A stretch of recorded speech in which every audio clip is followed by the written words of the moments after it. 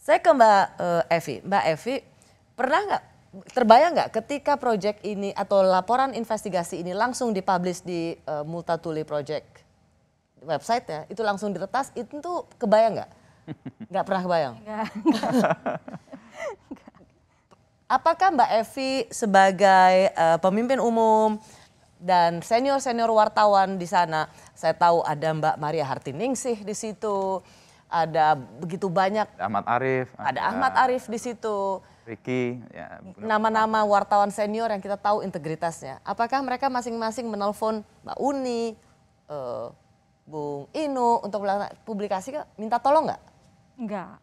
Jadi memang saya makasih banget Mas Inu, Mbak Uni, kami sungguh terkejut in a good way gitu ya. Jadi waktu tanggal 6 itu kan baru 2 jam naik, itu sudah langsung nggak bisa diakses web kami. Sampai tanggal 7 pagi itu masih nggak bisa diakses, dan pembaca di Twitter, di Instagram tuh marah-marah, bukan marah-marah sih sebenarnya, lebih ke ini kenapa ya nggak bisa diakses, ini kenapa nggak bisa diakses. Lalu awalnya tim teman IT kami bilang, wah ini mungkin servernya kurang atau apa. Malam-malam dia bilang, tapi ini ada yang mencurigakan sebenarnya. Aku cek pagi-pagi, confirm di DOS attack. Karena kita tanya juga kan, kita nggak percaya begitu aja. Di DOS attack, kenapa kok tahu di DOS attack? Waktu itu ada pertemuan sama Aji dengan Komite Keselamatan Jurnalis, juga SafeNet, ditanyain itu, kenapa Mas kok yakin di DOS attack? Karena begini.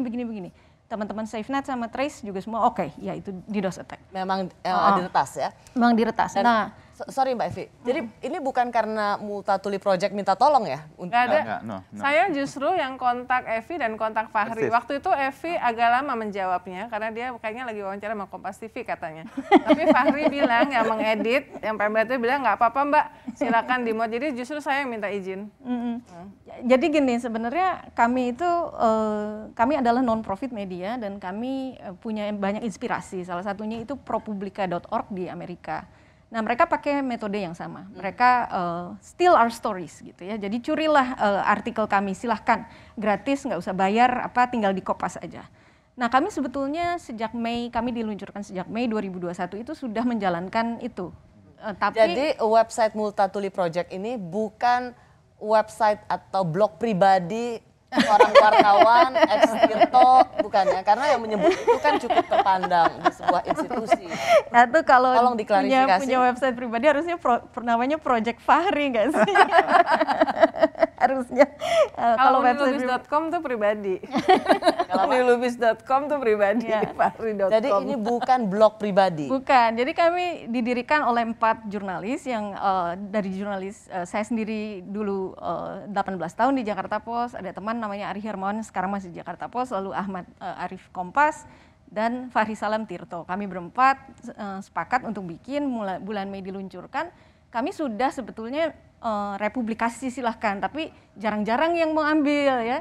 Yang sering ambil tuh suara.com. Ya.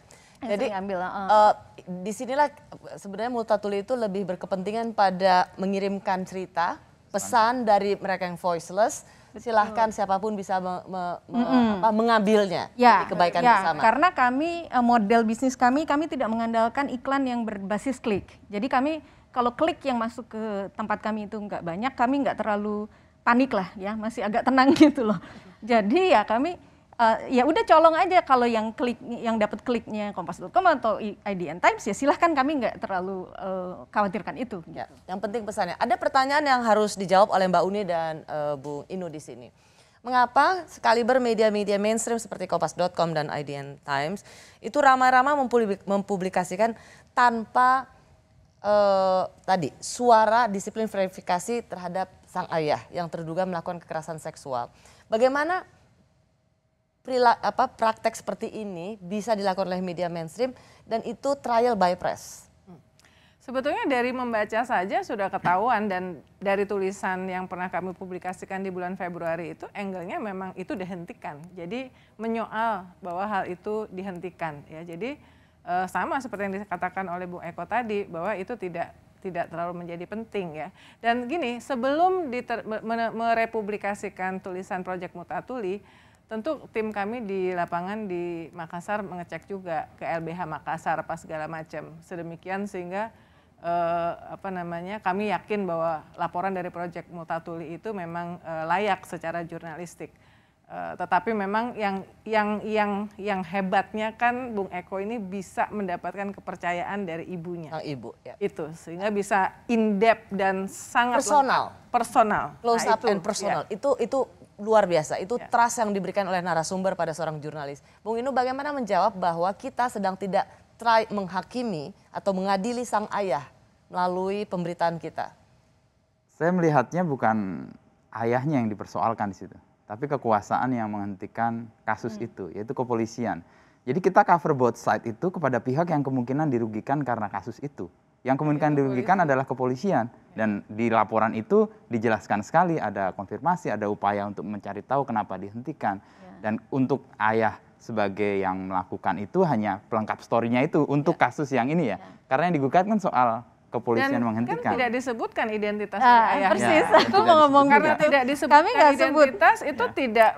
bukan berarti bahwa kita ingin menghakimi si ayah. Kami bahkan nggak sebut dinasnya, kami nggak sebut inisial istrinya juga, kami nggak sebut inisial anaknya, sehingga sebetulnya orang-orang sebenarnya tidak bisa kayak put two and two together terus ini si ini, sebenarnya nggak bisa. Yang buka kan bukan kami, yang buka orang lain ya, polisi yang buka. Dan kita sebenarnya juga sama, Kompas TV juga tidak membuka identitas sang ayah, itu juga lebih kepada perlindungan pada anak-anaknya. Karena bagaimanapun juga ayahnya ini adalah teridentifikasi sebagai ayah dari anak-anak yang jadi korban. Kalau kita bicara soal masa depan anak-anak ini, maka tidak kalah penting juga untuk menjaga identitas ayah yang bisa merugikan masa depan anak-anak.